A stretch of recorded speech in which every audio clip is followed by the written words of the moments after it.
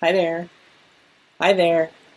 This is the third video for week 6, and I just wanted to talk to you in a few minutes about the importance of writing in public relations.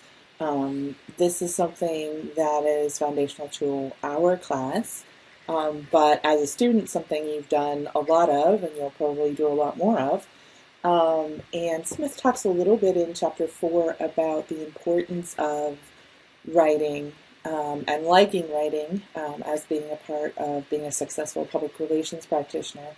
I would challenge him a little bit on that. I don't necessarily like to write, but I certainly don't hate it, and I feel like I'm pretty good at it. That said, it does stump me, trip me up, and I do have some challenges. I often feel like this meme over here on the right. What idiot wrote this? When I read something, oh, I wrote this. So I just want to talk a little bit about why writing is so important in PR. Yes, it's something that PR practitioners do a lot, but there's some things to think about that I want you to be thinking about as we move into you writing your organizational profile and turning that in at the end of this week. So, a couple of reasons is that PR really requires you to deftly deal with language. You need to be clear, brief, and accurate. And all three of those things are essential. And I would say everything you write as a public relations or strategic communicator, um, these are really important things. And I think one of the things that I love about public relations and teaching this particular class is that a lot of what you learn in terms of identifying audiences and making sure that you're clear and that you're brief and that you're accurate, those things are going to benefit you regardless of whether or not you choose to study public relations anymore after this class. So they're really important when it comes to public relations writing, but it's also something that these are also things that are really important generally speaking. But in order for writing to be strategic, you need to think about what is it with every piece of writing, whether it's an email or even a text, what is it that you want to accomplish with this piece of communication? Um, who am I writing for? Am I writing for my teacher, my instructor? Am I writing for my client? Am I writing for a peer when I'm doing peer review to someone? Who is it that I'm trying to deliver this piece of writing to? And then what does that person need? What does that person want? If you think about what an instructor asks you for in terms of putting things into an assignment, hopefully they're very clear about what do I want you to include, and that's something I strive for. What do I want you to include in your assignments? But think about who you're writing for and what that person needs and what that person wants. And then also think about what's the impact you hope to make. Do you hope to get them to think more deeply about an issue? Do you hope to get them excited about something? Do you hope to get them to answer your question? What is the impact? What do you want out of this? Okay. Um, you probably hear this a lot. I know I do. It's more important than ever to whatever. In this case, it's to write well. But there are some things to think about. Um, you probably hear this a lot as well. More information is available today than ever before, right? We have all of this digital ability now. I know that that's standard to you, but it has not always been that way, and you need to recognize that that presents challenges for people who have come before you who have not had all of this information always available to them. But what that means for you is that competition to get attention to your message is tougher than ever. It is fierce competition. If you think about from the time you get out of bed in the morning till the time you go to sleep, just even the digital messages, the digital information that you come across. If you use your phone like I do as your alarm clock, the minute that I turn off my alarm clock, the next temptation is to look at either Twitter or Facebook or what's on the news. So I am flooded with information and messages from the time before I even get out of bed in the morning to the time that I go to sleep and I turn off the light and I print out all my electronics and everything. So there's a lot of time in that day to cram in a lot of messages, but I really practice making sure that I'm only reading good stuff, or that I'm trying to only expose myself to things that will help me. And so that competition for my attention is really, really intense. There's also this idea that we are busier now than ever before. I wouldn't necessarily dispute that, but we definitely have a perception today that there's less time and we're busier than ever. And so, regardless of whether that perception is, factually accurate or not, it's something to think about. So, what do you have to think about? What do you have to do? Well, you have to make every single word that you write count. And how you do that is you practice and you be organized in your writing. I would definitely suggest that you think about when you sit down to write something, you can either start by doing some free writing, which is something that's discussed in the R.D. Smith article or chapter that is linked, that PDF file that you need to read. But there's, the concept of free writing can help you get ideas out. I use the concept of outlining a lot. What are the things that I need to get down? What do I absolutely have to include in this email or this assignment sheet or this paper that I'm writing? And then, the beauty of digital is that you can move those things around. You're not committing yourself to pen to paper, but you can move things around easily. But being organized is certainly something that will help you improve your writing over and over and over again over time. And then this idea of practice, doing it and doing a lot of different kinds of writing is really a great way to get better.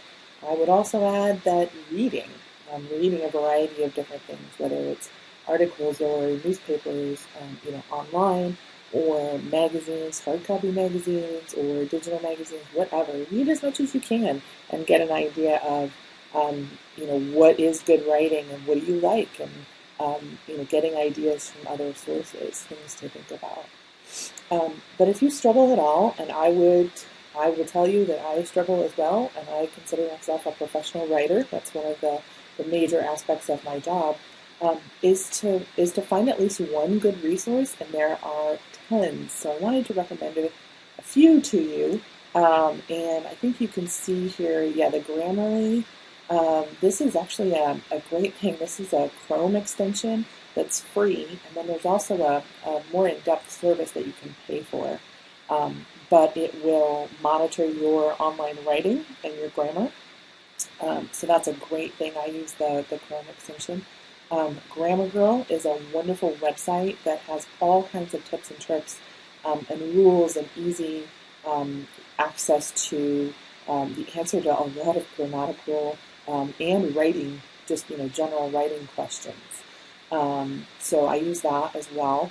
Another resource that I use that's linked here is the online Purdue Online Writing Lab, and that is free to anyone. The university, Purdue University, and I think we used a couple things last week from it. There are all kinds of resources on there for you to use for free. You don't have to be a student at Purdue to use that website. And then there's two other resources, two books that I would consider strongly getting one or both of if you are finding yourself in a field of study that requires you to write, whether that is, AESC or public relations advertising or something else. But if you find yourself writing and you would like a resource or you need a resource, there's two. There's this, The Everyday Writer. This is on their 6th edition, and so it was updated last year, which is pretty good. They don't update every year, so that's a relatively recent copy of The Everyday Writer by Andrea Lunsford. And she's great. She's very, very well known in the writing and teaching writing realm, and that book has a great, indexing system. You can find all kinds of, everything from easy to misspell words to, answers to when to use who or whose, that type of thing. And then this other one is this is the most recent edition is by William Strunk, but it used to be Strunk and White's Elements of Style. And basically they talk about some of the really important, things to keep in mind when you want to when you're trying to write well that are pretty universal. So especially if you struggle, but I would say any of these resources are useful regardless of whether or not you struggle with your writing, that they're really, really helpful to just kind of check and make sure that the things that you're doing, the things that you're writing are written well. So some things to think about in terms of what are some guidelines for good writing. Well, four main essentials: accuracy, clarity, completeness, and fairness. And the first one, sort of explains itself. Accuracy. You want to make sure that what you write is correct, especially in public relations. This is essential. If you have to report on numbers of new hires at your corporation, or what the percentage of, I don't know, any number of different things, you need to make sure that you're accurate, that what you're writing is accurate. A lot of times there are errors and crises that come out of inaccurate writing in public relations. They make some great sensational stories, but if it's you with the inaccurate information, it's pretty tough. If you think about clarity, we tend to assume that anything we read is going to be understandable. That's a real challenge. If I use the example of when I started teaching and having to write an assignment description, the first time I had to write an assignment, I wrote it and thought it was great and printed it and handed it out to my students. And the number of things on that handout that were clear to me, but that were not clear to my students, was astounding to me. And so I realized, I have to make sure that every time I write an assignment sheet, that anybody can understand it, not just me. And so in thinking about, am I being clear in terms of the ideas that I'm conveying, that's a universal good writing guideline. There's the idea of completeness, and I would say this is a challenge because we have shorter attention spans today than we did 20 years ago, where there's more information, more competition for our attention, as I said. But there's also a different kind of writing, right? If you write on Twitter, if you work for your organization and you're writing a status update on Twitter for your organization, you have to make sure your idea is complete in 140 characters. So that provides an additional challenge. So you have to make sure you're complete and give all the information you need to give in as short amount of space and time as possible. The idea of fairness is really important when you're writing journalistically. It is also very important when you are writing on behalf of your organization in terms of a news release. But fairness is this idea that contributes to credibility, that you are using a variety of sources of information to support your claims. And again, that's a characteristic of newsworthy writing, and we'll talk about that a little bit more when we talk about the news release assignment for our class. But you want to make sure that you're being fair in your writing, making sure that you use multiple sources to account for your claims and your information. So some basic principles to think about. Shorter sentences. That doesn't mean the shortest sentence possible. Shorter words. Used to be that you got told, if you ever took a news writing or a reporting class, that you were to aim for an 8th grade level, reading level. That has changed over the years, and it's gone down to a 6th grade reading level. It might even be lower than that now. But making sure that you're using words that are accessible to everyone. At the same time, that you're not, quote unquote, dumbing it down or making it too basic. You want to make sure you keep people's attention. Another thing is to eliminate wordiness. This happens sometimes. The wordiness thing comes in sometimes when we're nervous or we're running late and last minute, and we have, maybe there's a page requirement or a page minimum or something like that, and we add a whole bunch of big words just to make sure we make that page requirement. But that's really something that I discourage. That's why I don't give any minimums or maximums on page on assignments, because I think it's more important to focus on using shorter sentences, short words, eliminating the idea of wordiness. avoiding jargon. This is something that the Super Communicator book talks a bit about, and we'll talk more about as we talk about that textbook. And then you want to make sure that you get to the point very quickly, as quickly as possible, but that sometimes is not, sometimes that takes longer than others, and that's okay. So depending on the purpose of your writing, you need to think about, do I need to get in and get out, or do I need a longer explanation at the beginning? In terms of public relations writing, I just want to talk a little bit about news writing. News, to have a discussion about what is news in another context would be a longer conversation. But in terms of public relations and news, what is it? Well, it has these characteristics, and these are from the Smith chapter. It's significant, it's local, it's balanced, and it's timely. So significant is the so what question. Somebody's going to ask you, if you say the news release is about the new policy that your organization has, well, so what? Why does that matter? You've got to answer that question. Local and locality is relative. So it could be something that is limited to Lincoln, but it could also include Omaha. For example, the Omaha World Herald newspaper is, based in Omaha, but it is the big daily news publication for the state of Nebraska. Now, Lincoln has the Lincoln Journal-Star, but the circulation isn't as big. It's not as big of a news organization, and so what's considered local may differ. So you just need to be aware of that. Again, we'll talk more about that as we talk about news releases. When you write, unless the assignment or the piece of writing specifically tells you otherwise, you do need to balance information. You do need to make sure that you represent multiple perspectives that are relevant to the topic. You need to make sure that, especially for news releases, that the information is timely.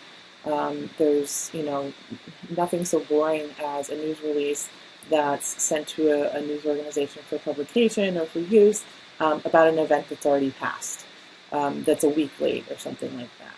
So those four things: significance, local or locality, balanced, and timely, those are important. And then these two additional ideas of something that's unusual, human interest. What is that? We'll talk we'll talk more about that as we talk about news releases. But something that makes you go, that's interesting. That's kind of one of the common reactions that you have if it's a little bit different. It's not your typical news. And then there's this idea of fame, right? The Grammys were last night, so there's all kinds of news related to the Grammys and the awards that were given out last night.